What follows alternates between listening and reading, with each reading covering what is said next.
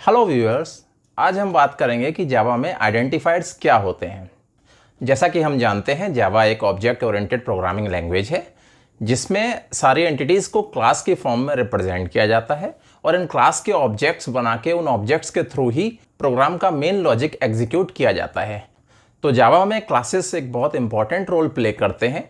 जब हम एक क्लास को लिखते हैं तो उस क्लास का खुद का एक नेम होता है जो कि उस क्लास के बनने वाले ऑब्जेक्ट्स के टाइप को रिप्रेजेंट करता है। उस क्लास की कुछ प्रॉपर्टीज होती हैं जो कि उस क्लास के बनने वाले ऑब्जेक्ट्स की स्टेट को रिप्रेजेंट करती हैं, और उस क्लास के खुद के कुछ मेथड्स होते हैं जो कि उस क्लास के बनने वाले ऑब्जेक्ट्स के बिहेवियर को रिप्रेजेंट करते हैं।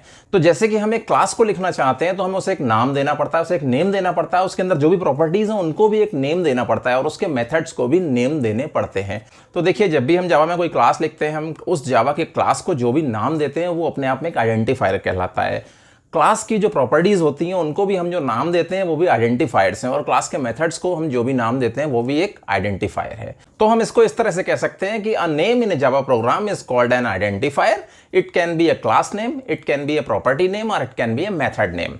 तो आइए जानते हैं what are the rules to define an identifier, यानी कि किसी भी आइडेंटिफायर को लिखने के क्या नियम है। अगर हमें किसी क्लास का नाम लिखना है या किसी क्लास की प्रॉपर्टीज का नाम लिखना है या उसे किसी मेथड का नाम लिखना है, तो वो कौन से नियम है, वो कौन से रूल्स हैं जिनको हमें फॉलो करना चाहिए, जिनको फॉलो करके हम जावा रूल्स के अकॉर्डिंग आइडेंटिफायर्स के नाम दे सकते हैं। तो जैसा कि हमने जाना, a name in a Java program is called an identifier.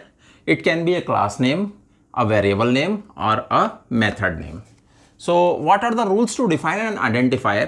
पहला रूल है, the allowed characters are alphabets either in capital case और small case, 0 to 9 digits, underscore and dollar symbol. That means कि इनके अलावा हम कोई भी और कैरेक्टर आइडेंटिफायर को बनाने में यूज नहीं कर सकते हैं। इसका मतलब है कि अगर हम एक क्लास का नाम रखते हैं, किसी वेरिएबल का नाम रखते हैं या किसी मेथड का नाम रखते हैं हम जावा के अपने प्रोग्राम में, तो हम केवल ये ही कैरेक्टर यूज कर सकते हैं। मतलब हम A to Z capital case में यूज कर सकते हैं, A to Z कोई भी कैरेक्टर स्मॉल केस में यूज कर सकते हैं, 0 से लेकर 9 तक का कोई भी डिजिट यूज कर सकते हैं, अंडरस्कोर यूज कर सकते हैं और डॉलर सिंबल यूज कर सकते हैं। इसके अलावा कोई भी और कैरेक्टर, जैसे कि स्पेशल कैरेक्टर्स होते हैं, जैसे कि हैश है या फिर कोई पैरेंथेसिस है, स्क्वायर ब्रैकेट है, वो सारे के सारे हम एक आइडेंटिफायर में यूज नहीं कर सकते। यानी कि हम किसी भी क्लास का, वेरिएबल का या मेथड का नाम जावा में लिखना चाहते हैं तो हम केवल यही कैरेक्टर यूज कर सकते हैं। अगर इनके अलावा कोई भी और एक्स्ट्रा कैरेक्टर हम यूज करेंगे तो हमें कंपाइल टाइम में, जो कंपाइलर है जावा का, वो हमें कंपाइल टाइम एरर दे देगा और बोल देगा कि भाई ये कैरेक्टर्स अलाउड नहीं है जावा में एज एन आइडेंटिफायर।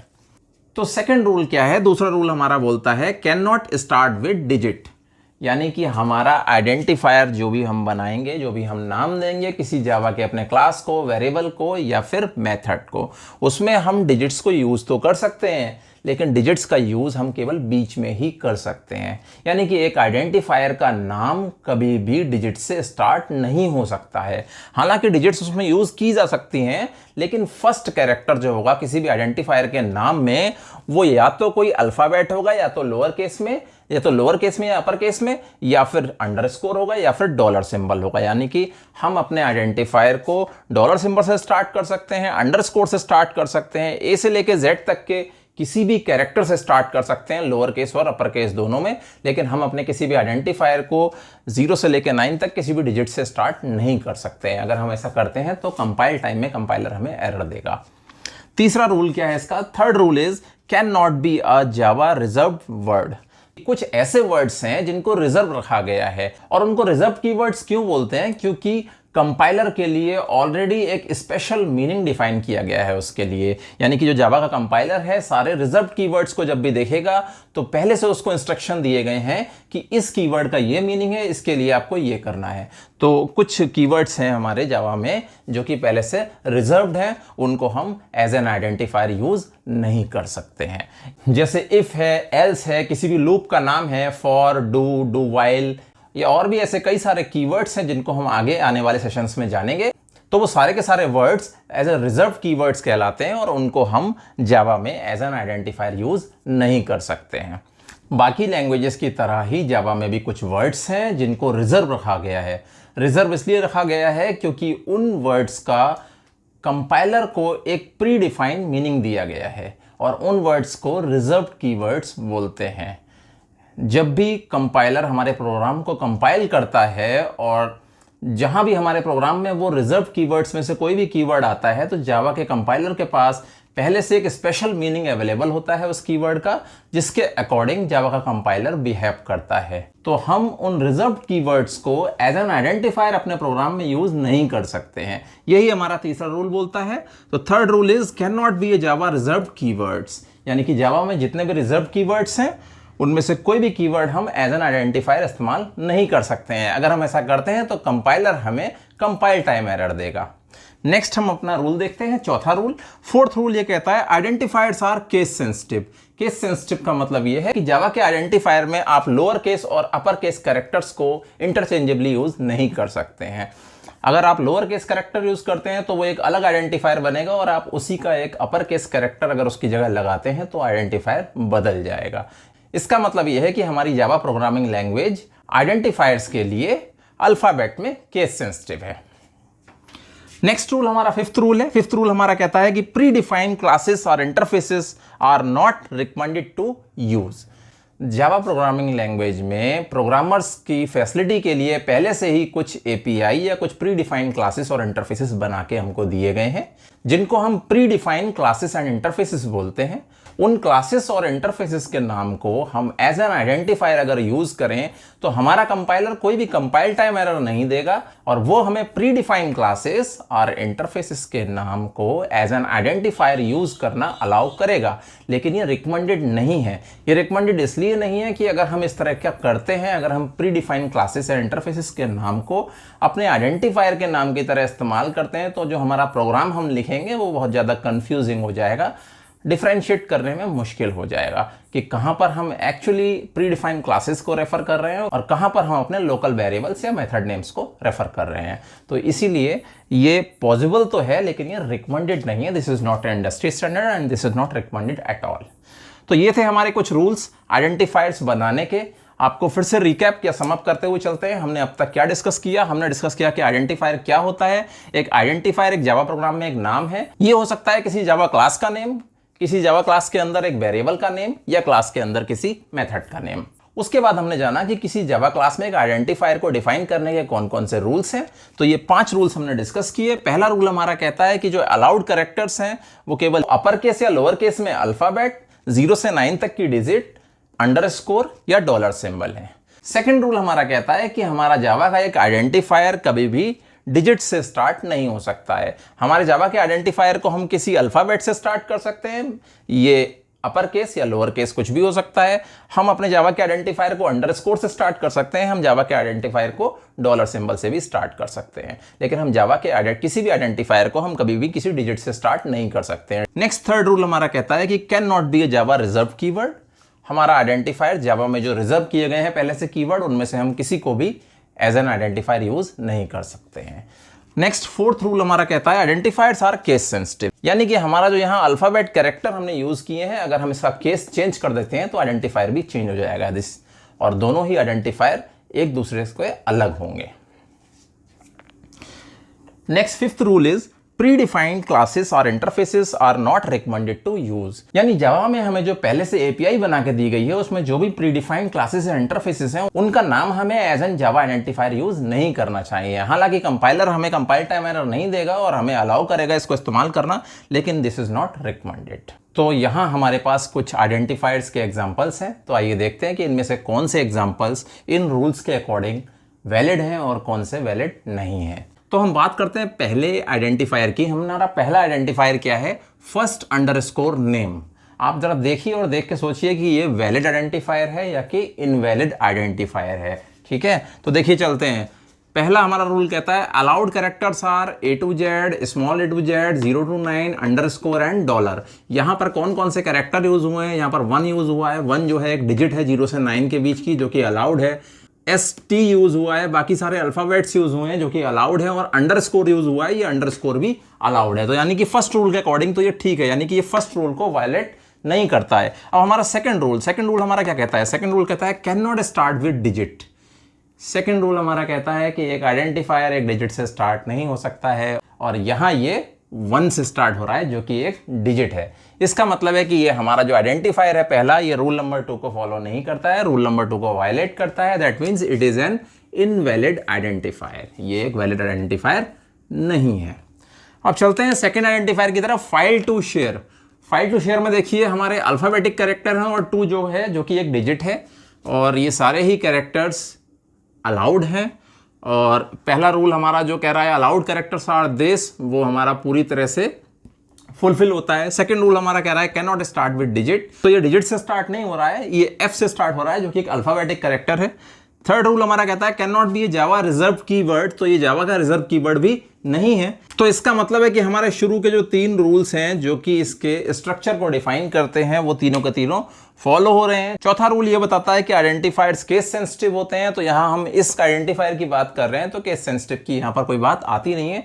ये बस ये बताता है कि हम अगर इसमें से किसी भी एक लेटर का कोई केस चेंज कर दें, यानी कि लोअर केस लेटर को अपर केस कर दें या अपर केस लेटर को लोअर केस कर दें, तो वो आइडेंटिफायर एक नया आइडेंटिफायर माना जाएगा, सेम आइडेंटिफायर वो नहीं रहेगा। फिफ्थ रूल हमारा कहता है प्री डिफाइंड क्लासेस और interfaces are not recommended to use, तो हम इसको अभी फिलहाल के लिए छोड़ते हैं क्योंकि ये पॉसिबल है कि हम प्री डिफाइंड क्लासेस और इंटरफेसेस को यूज कर सकते हैं, ये पॉसिबल है but it is not recommended. तो यहां पर शुरू के जो 3 हमारे मेन रूल हैं वो तीनों के तीनों फॉलो हो रहे हैं। That means file to share ये हमारा एक वैलिड आइडेंटिफायर है। नेक्स्ट पे चलते हैं हम, तीसरा जो हमारा आइडेंटिफायर हमने बना रखा है वो है अंडरस्कोर फर्स्ट नेम। तो जैसा कि हम देख सकते हैं कि हमारा कोई भी आइडेंटिफायर केवल डिजिट से स्टार्ट नहीं हो सकता है, डिजिट के अलावा ये डॉलर से भी स्टार्ट हो सकता है, अंडरस्कोर से भी स्टार्ट हो सकता है और किसी अल्फाबेटिक कैरेक्टर से भी स्टार्ट हो सकता है। हमारा ये आइडेंटिफायर डॉलर से स्टार्ट हो रहा है और उसके बाद में सब सारे कैरेक्टर आ रहे हैं अल्फाबेटिक कैरेक्टर, इसका मतलब कि ये भी एक वैलिड आइडेंटिफायर है। नेक्स्ट हमारा आइडेंटिफायर है जिसमें हमने डॉलर से स्टार्ट किया है, स्टूडेंट लिखा गया है, स्टूडेंट में एस की जगह डॉलर इस्तेमाल किया गया है, तो हमारा एक आइडेंटिफायर हमेशा डॉलर से स्टार्ट हो सकता है। ओके, तो बाकी के सारे अल्फाबेटिक कैरेक्टर में, तो this is also a valid identifier. Next identifier हमारा है 4 व्हीलर नेम, जिसमें 4 एक डिजिट है और हमारा रूल नंबर 2 कहता है can not start with digit, that means this is a invalid identifier. Next identifier जो हमारा आता है total of all marks, all में एक ही जगह पर एट यूज किया गया है, तो ये एक स्पेशल कैरेक्टर यूज किया गया है जो कि हमारे अलाउड कैरेक्टर सेट में मौजूद नहीं है। इसका मतलब कि ये एक इनवैलिड आइडेंटिफायर है, ये एक वैलिड आइडेंटिफायर नहीं है। नेक्स्ट हम देखते हैं नेम ऑफ एम्प्लॉय -2। हाइफन, देखिए ध्यान रखिए, हाइफन और अंडरस्कोर में डिफरेंस होता है। अंडरस्कोर नीचे की तरफ लगता है, हाइफन जो है हमारी रो में बीच में आता है, जिसे डैश भी बोलते हैं हम लोग, कुछ लोग। तो ये जो हमारा हाइफन यूज हुआ है this is not in the allowed character set, ये अलाउड कैरेक्टर सेट में नहीं है। इसका मतलब कि हमारा जो 7th आइडेंटिफायर है ये भी हमारा एक इनवैलिड आइडेंटिफायर है। नेक्स्ट आइडेंटिफायर की तरफ चलते हैं, आइडेंटिफायर नंबर 8। इसमें हमने लिखा है टू मैनी रिक्वेस्ट, और नोट करिए आप, ध्यान दीजिए, ये स्टार्ट हुआ है 2 से जो कि एक डिजिट है। रूल नंबर 2 हमारा बोलता है can not start with digit, तो ये भी एक वैलिड आइडेंटिफायर नहीं है। फिर हम आगे बढ़ते हैं आइडेंटिफायर नंबर 9 की तरफ, मिसिंग हैश नंबर। हैश एक स्पेशल कैरेक्टर है जो कि हमारे आइडेंटिफायर के अलाउड कैरेक्टर सेट में मौजूद नहीं है। इसका मतलब कि आइडेंटिफायर इनवैलिड है क्योंकि इसमें एक ऐसा स्पेशल कैरेक्टर यूज किया जा रहा है जो कि अलाउड नहीं है आइडेंटिफायर्स को बनाने के लिए जावा में, इसलिए ये एक इनवैलिड आइडेंटिफायर है। नेक्स्ट हम 10th आइडेंटिफायर देखते हैं अपना। ये हमारा 10th आइडेंटिफायर जो है ये अंडरस्कोर से स्टार्ट होता है, अंडरस्कोर है, उसके बाद 1 है, उसके बाद ST एड्रेस है, अंडरस्कोर फर्स्ट एड्रेस। तो अगर हम यहां देखें तो ये स्टार्ट हमारा अंडरस्कोर से हो रहा है। रूल नंबर 2 कहता है can not start with digit, लेकिन हमारा आइडेंटिफायर तो डिजिट से स्टार्ट ही नहीं हो रहा है, ये तो अंडरस्कोर से स्टार्ट हो रहा है। मैंने पहले भी आपको बताया था कि डिजिट से स्टार्ट नहीं हो सकता है, लेकिन बीच में डिजिट्स कितनी भी आ सकती हैं और कहीं भी आ सकती हैं। तो इसका मतलब कि ये आइडेंटिफायर भी हमारे इन रूल्स को फॉलो करता है और ये एक वैलिड आइडेंटिफायर है। तो इस तरह से हमने देखा कि हमने कुल यहाँ पर 10 एग्जाम्पल सेट लिए थे आइडेंटिफायर्स के, जिसमें से कुछ वैलिड थे और कुछ इनवैलिड थे। तो जब भी हम एक आइडेंटिफायर का नाम लिखते हैं उस समय में हमें इन रूल्स को ध्यान में रखना पड़ता है। अगर हम इन रूल्स को ध्यान में रख के इन्हें फॉलो नहीं करते हैं और कहीं भी कोई रूल वायोलेट होता है, तो जहां पर आप टाइप कर रहे हैं अपने आईडी में, अगर आप आईडी में प्रोग्राम करते हैं तो वहीं पर आपको कंपाइलर एक कंपाइल टाइम एरर दिखा देता है। लेकिन अगर आप किसी नॉर्मल एडिटर में अपना प्रोग्राम लिख रहे हैं जैसे कि नोटपैड या नोटपैड प्लस प्लस में, तो कंपाइल टाइम एरर आपको तुरंत दिखाई नहीं देगी अगर आप इनमें से कोई भी रूल ब्रेक करते हैं, फॉलो नहीं करते हैं और गलत एक आइडेंटिफायर का यूज करते हैं। तो आप जब उस प्रोग्राम को कंपाइल करेंगे उस समय में वो कंपाइल टाइम एरर आपको दिखाएगा। तो आइए जानते हैं कि जावा में अलग अलग तरह के आइडेंटिफायर्स के लिए नेमिंग कन्वेंशंस क्या हैं। अगर हमें जावा में कोई क्लास लिखना है और उसका नाम हमें चूज करना है तो उसका नाम एक नाउन होना चाहिए, ये एक अपर केस लेटर से स्टार्ट होना चाहिए, ये एक नाउन होना चाहिए, ये एक अपर केस लेटर से स्टार्ट होना चाहिए। जैसा कि हम एग्जांपल यहाँ देख सकते हैं, एक कार या एम्प्लॉय। कार एक नाउन है, कार का जो हमने यहाँ पर नाम लिया है सी कैपिटल रखा है, यानी कि पहला लेटर हमने कैपिटल रखा है। एम्प्लॉय भी एक नाउन है और एम्प्लॉय का जो ई है, जो पहला लेटर है, वो हमने कैपिटल रखा है। लेकिन एक और बात हमें जो जाननी है, कैमल केस। कैमल केस क्या होता है? देखिए, मान लीजिए अगर हम अपने क्लास का नाम मल्टीपल वर्ड्स का रखना चाह रहे हैं, यानी कि 2 या 2 से अधिक शब्दों को जोड़ के हम अपना क्लास का नाम बनाना चाहते हैं। जैसे कि मान लीजिए मैं 2 तरह के क्लास बना रहा हूं, परमानेंट एम्प्लॉय और कॉन्ट्रैक्ट एम्प्लॉय। तो मैं इस तरह से लिखूंगा, क्योंकि क्लास का नाम एक नाउन होना चाहिए, उसका पहला लेटर अपर केस होना चाहिए। तो यहां पर मैं परमानेंट एम्प्लॉय लिखूंगा, परमानेंट का पहला लेटर मैं पी लूंगा, परमानेंट लिखूंगा मैं, परमानेंट। और उसके बाद क्योंकि मुझे पूरा नाम क्लास का देना है, परमानेंट एम्प्लॉय, तो अब यहाँ पर 2 शब्द आते हैं, एक परमानेंट है और एक एम्प्लॉय है। तो इन दोनों से मिलके मेरे क्लास का नाम बनेगा। तो पहला जो मेरा शब्द था परमानेंट, उसके लिए मैंने क्लास के नाम में जो रूल था कि पहला लेटर अपर केस होना चाहिए, मैंने वो लिया। लेकिन उसके बाद में जो भी दूसरे या तीसरे वर्ड्स जुड़ते हैं, उनके पहले पहले लेटर्स को हम अपर केस रखते हैं और बाकी सारे लेटर्स को हम लोअर केस रखते हैं। इसको कैमल केस बोलते हैं। तो परमानेंट और एम्प्लॉय मैं लिखूंगा, तो एम्प्लॉय। तो यहाँ ध्यान देने वाली बात यह है कि परमानेंट मेरा पहला वर्ड है और क्योंकि ये क्लास का नाम है, तो पहले जो मैंने क्लास का नाम ले रहा हूँ, उसका जो भी पहला वर्ड होगा उसका पहला लेटर मुझे कैपिटल रखना है, यानी कि मैंने पी को कैपिटल रखा। उसके बाद एम्प्लॉय का ई मैंने कैपिटल क्यों रखा?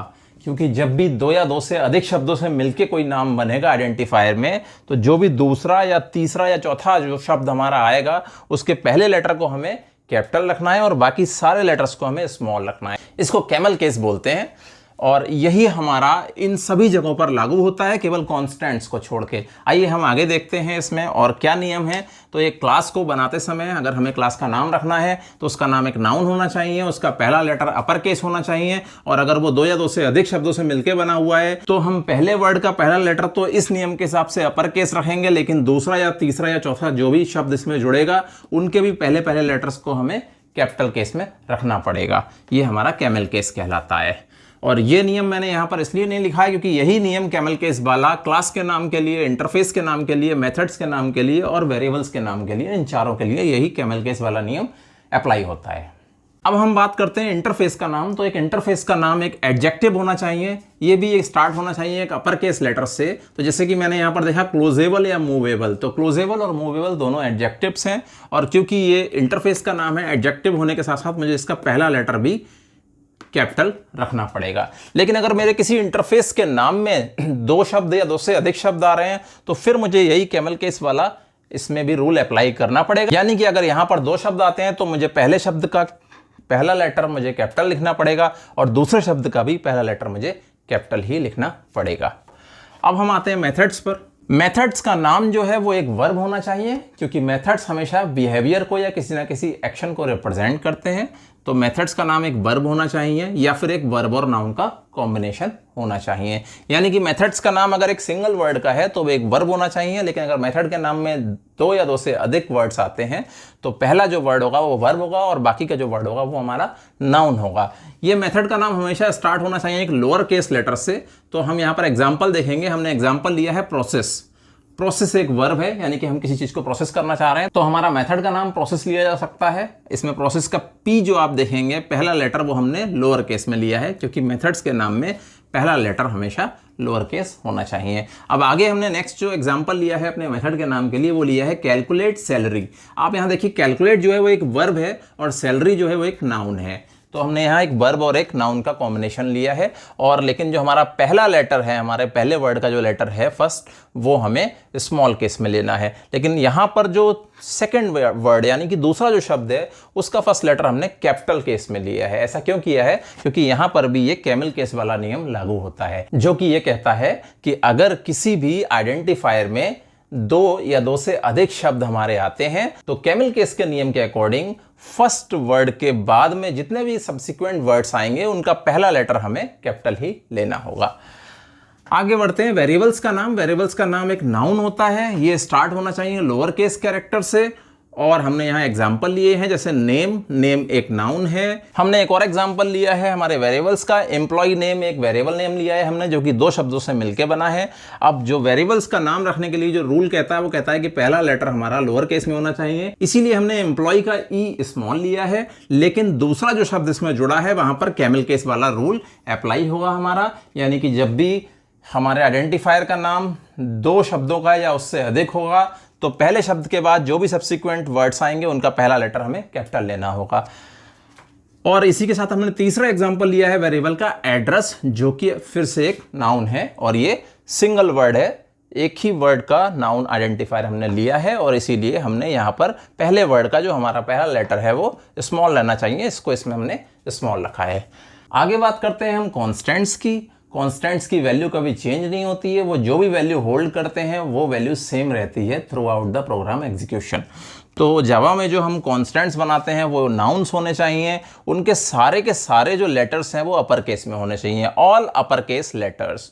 लेकिन जो कैमल केस वाला रूल है वो हमारे कॉन्स्टेंट्स पर लागू नहीं होता है, यानी कि अगर हमारे कॉन्स्टेंट के नेम में हमने मल्टीपल वर्ड लिए हैं तो हमें केवल पहला कैरेक्टर कैपिटल लेने की जरूरत नहीं है, क्योंकि हमारे कॉन्स्टेंट्स में सभी कैरेक्टर्स अपर केस लेटर्स में ही आते हैं। लेकिन इसमें एक और नियम लागू होता है, वो रूल ये बोलता है कि अगर इसमें मल्टीपल वर्ड्स आ रहे हैं तो सारे के सारे वर्ड्स अंडरस्कोर से सेपरेट रहेंगे। जैसे हमने यहाँ पर एग्जांपल लिए हैं कॉन्स्टेंट्स के। हमारा जो पहला कॉन्स्टेंट का एग्जांपल है उसमें ये कॉन्स्टेंट का नाम जो है आइडेंटिफायर का ये दो अलग अलग शब्दों से मिलकर बना है, जो कि है मैक्स और हाइट। इसीलिए आप देख रहे हैं कि इन दोनों को जोड़ा गया है अंडरस्कोर के साथ। जैसा कि हमने यहाँ पर जाना, कॉन्स्टेंट्स के लिए हम जो आइडेंटिफायर लेते हैं उसमें सारे ही लेटर्स हमें अपर केस में रखने होते हैं। अगर दो या दो से अधिक वर्ड्स आ रहे हैं तो उन अलग अलग वर्ड्स को अंडरस्कोर के साथ कॉन्कैटिनेट किया जाता है, या फिर ये कहें कि अंडरस्कोर के साथ जोड़ के लिखा जाता है। इसी तरह से हम अगला एग्जांपल देखते हैं। यहाँ पर है मिन सैलरी, ये भी एक कांस्टेंट है, इसीलिए इसको हमने सारे लेटर्स जो हैं इसके अपर केस में हमने शो किए हैं। मिन सैलरी दो अलग अलग वर्ड्स से मिलकर ये बना है, इसलिए इनको हमने अंडरस्कोर के साथ जोड़ा है। अगला एग्जांपल हमारा जो कांस्टेंट का है वो है ROI, रिटर्न ऑन इन्वेस्टमेंट। तो ROI क्योंकि एक सिंगल वर्ड है, इसमें कोई अंडरस्कोर लगाने की जरूरत नहीं है, लेकिन हमें सारे ही लेटर्स अपर केस में रखने पड़ेंगे। तो ये थे हमारे नियम नेमिंग कन्वेंशन के लिए आइडेंटिफायर्स के। ये रूल नहीं है बल्कि ये इंडस्ट्री की गाइडलाइन है, ये रिकमेंडेशन है। अगर आप इनको फॉलो नहीं भी करते हैं तब भी कंपाइलर आपको एरर नहीं देगा, लेकिन एक अच्छा कोड लिखने के लिए, एक readable neat and clean code लिखने के लिए ये इंडस्ट्री गाइडलाइंस हैं जिनको हमें फॉलो करना चाहिए। एक्चुअल में हम जब कोड लिखते हैं इंडस्ट्री लेवल का तो हम इन गाइडलाइंस को फॉलो करके ही लिखते हैं। आइए फिर से एक बार सम अप करते हैं हमने अब तक क्या डिस्कस किया। हमने नेमिंग कन्वेंशन डिस्कस किया आइडेंटिफायर्स के लिए। तो हमने देखा कि अगर हमें एक क्लास का नाम हमें डिसाइड करना हो तो उसका आइडेंटिफायर नाम डिसाइड करने के लिए वो एक नाउन होना चाहिए, जो पहला लेटर है उसका अपर केस से स्टार्ट होना चाहिए। हमने यहाँ एग्जाम्पल लिया कार और एम्प्लॉय, इसमें कार का पहला लेटर कैपिटल लिया, एम्प्लॉय का भी पहला लेटर कैपिटल लिया, बाकी सारे लेटर पहले लेटर के बाद बाकी सारे लेटर हमने स्मॉल लिए हैं।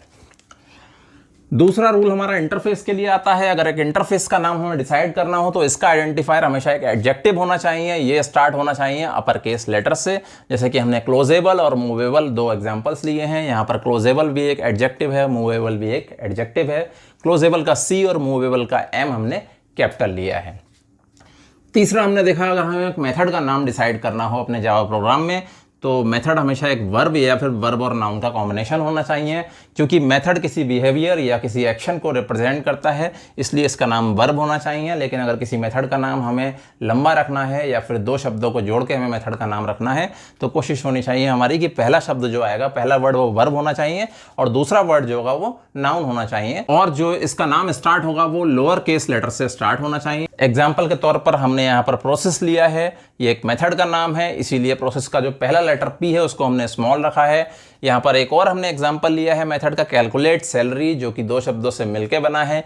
कैलकुलेट पहला शब्द है, इसीलिए इसका पहला लेटर C जो है वो स्मॉल रखा गया है। सैलरी दूसरा शब्द है, सैलरी दूसरा शब्द है, इसका पहला लेटर S कैपिटल रखा गया है। ये कैमल केस का रूल है, ये कैमल केस का रूल है। और ये कैमल केस का रूल क्लास के नाम पर, इंटरफेस के नाम पर, मेथड के नाम पर और वेरिएबल के नाम पर लागू होता है, जबकि ये कैमल केस रूल कॉन्स्टेंट्स पर अप्लाई नहीं होता है। अगला हमने एग्जांपल लिया है मेथड्स का, गो नाम रखा है। ये एक वर्ब है और क्योंकि ये एक सिंगल वर्ड का है इसीलिए इसका पहला लेटर केवल हमने स्मॉल रखा है। आगे बात करते हैं वेरिएबल्स की। तो वेरिएबल्स हमेशा नाउन होने चाहिए, ये इनका नाम हमेशा लोअर केस कैरेक्टर से स्टार्ट होना चाहिए। एग्जाम्पल के लिए हमने लिया है नेम, जो कि एक नाउन है, इसका पहला कैरेक्टर हमने स्मॉल लिया है। अगला हमारा एग्जाम्पल है वेरिएबल्स का, जो कि है एम्प्लॉय नेम। ये दो शब्दों से मिलकर बना है, तो पहला शब्द जो है एम्प्लॉय, उसका फर्स्ट कैरेक्टर इस नियम के हिसाब से लोअर केस हमने लिया है, लेकिन दूसरा शब्द जो है उसका पहला कैरेक्टर हमने कैपिटल लिया है, जो कि हमारा कैमल केस का रूल है, वो यहां अप्लाई हुआ है। एक और एग्जांपल हमने वेरिएबल का लिया है एड्रेस। एड्रेस एक सिंगल शब्द का आइडेंटिफायर है, इसका पहला लेटर स्मॉल ए हमने लोअर केस में लिया है। आगे हम बात करते हैं कॉन्स्टेंट्स की। कॉन्स्टेंट्स वो होते हैं जिनकी वैल्यू चेंज नहीं होती है।